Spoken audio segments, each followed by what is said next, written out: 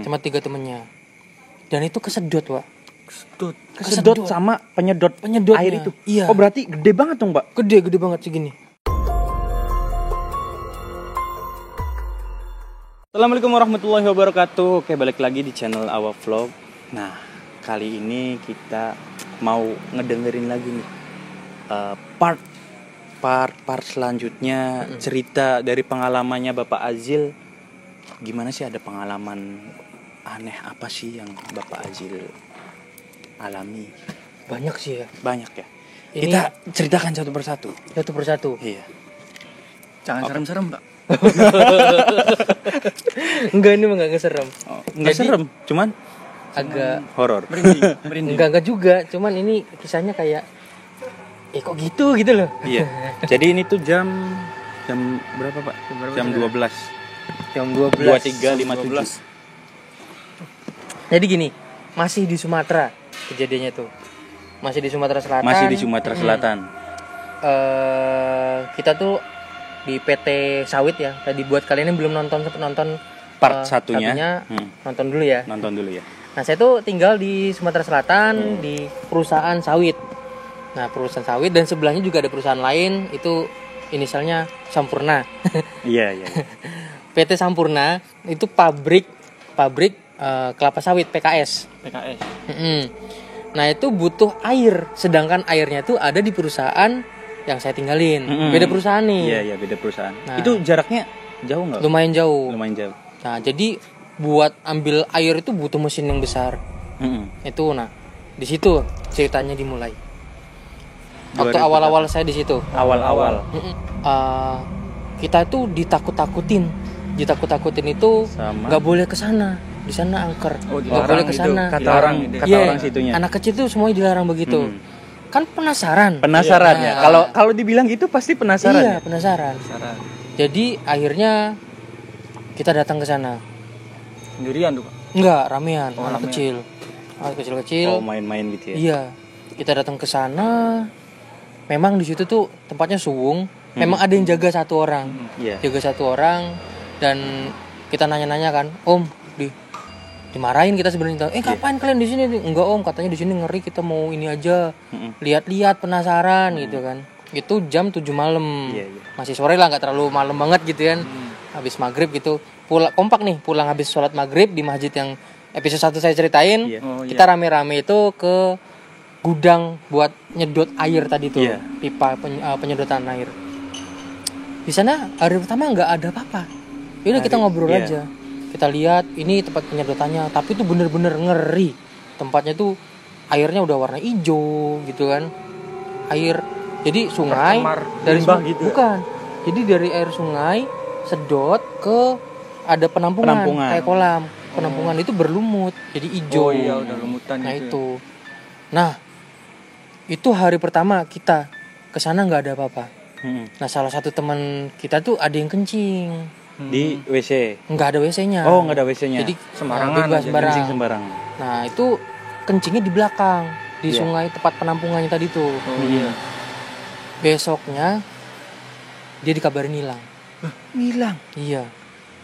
Ternyata dia nggak tahu, kayak mainnya ke sana terus. Dicariin terus. Jadi dia itu dikabarkannya orang yang hilang itu ada di situ. Memang ada di situ. Jadi kayak di sekap gitu atau gimana? Waktu ditanya, ke situ tuh punya teman baru. Itu berarti anak kecil ya? Iya. Berapa tahun, Pak? Nah, itu kurang tahu tuh. Waktu ditanya sebelum dia pindah rumah ya. Tapi emang saya juga ada dengar cerita kayak gitu. Emang kayak gitu, Pak?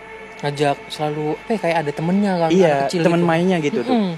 Nah, itu berlangsung 3 hari. 3 hari. Pokoknya setiap jam segitu dia Pasti selalu ada di situ. Iya. Nah, itu. Nah, terus di hari keberapa dia beneran hilang. Nggak pulang. Pulangnya besok paginya. Nggak tahu kemana, nggak ada yang tahu. Ke lokasi itu nggak ada. Tapi orang tuanya gimana, Pak? Nyariin ya? Nyariin. Besok paginya pulang ke rumah, ada di rumah. Nah, pernah ada sekali, jadi dia tuh berenang di sungai. Di sungainya, di bukan sungai yang tempat buat nyedotnya. Iya. Itu sama 3 temennya. Mm-mm. Sama 3 temennya. Dan itu kesedot, Pak. Kesedot sama penyedot Penyedotnya. air itu. Iya. Oh berarti gede banget dong, Pak. Gede banget segini. Dan itu alhamdulillah bisa selamat. Selamatnya Alhamdulillah. karena itu dia telentang.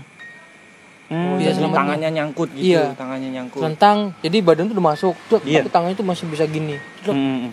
Nah, itu langsung dia ngubungin si penjaga itu kan. Iya. Sebenarnya udah dilarang nggak boleh main di situ. Udah ada larangannya. Cuman itu Namanya tuh juga anak kecil ya, Pak, ya? iya. Jadi mandi-mandi di situ. Soalnya ada ikan juga yang suka naik ke ini, Oh, ke aliran air tuh. Iya. Iya. Ada juga Berarti kesedot gitu. Ikut kesedot. kesedot banyak, terus ada air yang mancur keluarnya nih. Air keluar. Nah, itu tuh ada ikannya. Jadi pada di situ semua Oh, akhirnya iya. pada senang di situ, akhirnya terus ada yang mandi-mandi di situ, sampai ada yang kesedot. Tapi alhamdulillah selamat. Itu orang yang sama yang Orang yang sama yang hilang. hilang itu. Iya. Nah, itu kesedot terus manggil si petugas, diselamatin. Besoknya udah kita tuh benar-benar nggak boleh main di situ lagi. Udah, iya. Akhirnya nggak lama itu pindah dia. Pindah rumah. Soalnya takut berhubungan dengan itu terus. yang di situ ya. Jadi akhirnya dipindahkan. Ya, jadi orang tua tetap di situ, cuman itu anak dipindah rumahnya. Sampai alhamdulillah sampai sekarang aman dan itu berlanjut. Lanjut gimana tuh, Pak? Berlanjut tuh bukan ke anak tadi ya. Oh, Ada lagi. ada lagi Mm-mm. yang Ada lagi orang yang lain. Orang baru. Mm-mm. Ini bawa bapak. bapak Dia yang bisa baca-baca, bisa lihat-lihat. Iya. kayak indigo gitu. Iya. Itu katanya di situ tuh memang tempatnya anak-anak.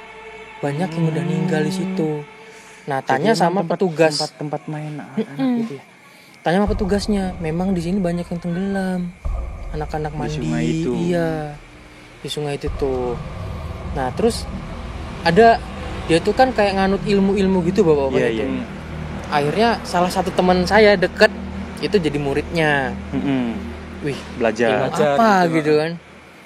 Katanya bisa ilmu kayak korek apa ini bisa jadi seberat bata. Tuh amalannya liatin kan kayak ayat Al-Qur'an bahasa Arab tapi itu bukan gitu tuh. Bukan nih. Tetap pakai kayak Al-Fatihah, Iya, terus ada ayat yang bukan itunya. Tak bacain tuh. Terus ada bahasanya kita tuh manusia tuh nggak boleh nyuruh orang apa ngajak orang untuk sholat bareng gitu. Oh, nggak boleh jamaah gitu ya. Iya. Jadi kalau misalkan ada azan udah diem aja, nggak usah nyuruh orang biarin dia ke masjid sendiri gitu. Kayak gitu orang-orang Iya, itu. iya. Ya, saya itu dari mana gitu kan. Terus sendirinya tuh nggak pernah sholat, Pak. Oh, Itu. Saya ngeliat tuh. Pokoknya ya maghrib ya di situ, ya isya ya di situ. Nggak pernah sholat orang itu. Dan nggak mau disuruh sholat. Sholat lah gitu, diajak sih nggak mau. nggak mau ya. Itulah. Nah terus saya tuh dalam hati tuh mikir ini orang bener enggak gitu kan. Maksudnya dia tuh katanya ilmu tapi bacanya dari Al-Quran. Iya. Tapi kok nggak sholat. Kayak nyimpang gitu ya. Iya nyimpang gitu tuh. Nah itu terus terakhir dia tuh nemuin desa gaib. Ngeliat tadi dia. Iya. Itu dari ceritanya dia dari situ tuh. Nah itu masih nyambung ke sungai tadi. Jalurnya. Jalurnya gitu. Jalur sungai itu. Iya. Nah di situ ada nama tempat tuh perbatasan sama desa. Tadi di situ tadinya tuh desa full desa katanya. Full tuh. desa. Sebelum jadi PT perkebunan. perkebunan. Di situ tadinya desa. KS. Dan banyak yang lalu lalang di situ sama kayak kehidupan manusia katanya tuh. Gak percaya dong kita. Iya. Ya, ceritanya tuh. Pas jam 1 saya pulang main berdua tuh. Jam 1 malam. Jam 1 malam di Sumatera itu kabutnya tebel. Iya. Nggak tahu itu halusinasi atau bukan ya. Tapi itu memang bener-bener kayak rame gitu. Di situ. Iya di situ. Di desa situ. Iya. Yang katanya tadi ada desa. Tapi itu beneran kayak rame. Kayak Suaranya itu kayak suara kayaknya nggak ada deh. Cuman kayak kebayang gitu. kayak kebayang Karena- gitu. Kayak ada orang gitu. gitu. Rame. Kan kabut nggak tahu itu halusinasi atau memang Kayak ada emang gitu kan ada, ya emang saya boleh nggak kayak tahu gitu. Nah kayak gitu akhirnya saya ya dalam hati yakin gak yakin gitu kan. Kok dia bisa lihat tapi tuh kayak nggak bener. Orangnya tuh. Nah itu pengalaman yang unik lah kalau kata saya tuh. Ya? Terus orangnya akhirnya dia pergi juga, katanya sih diganggu ya.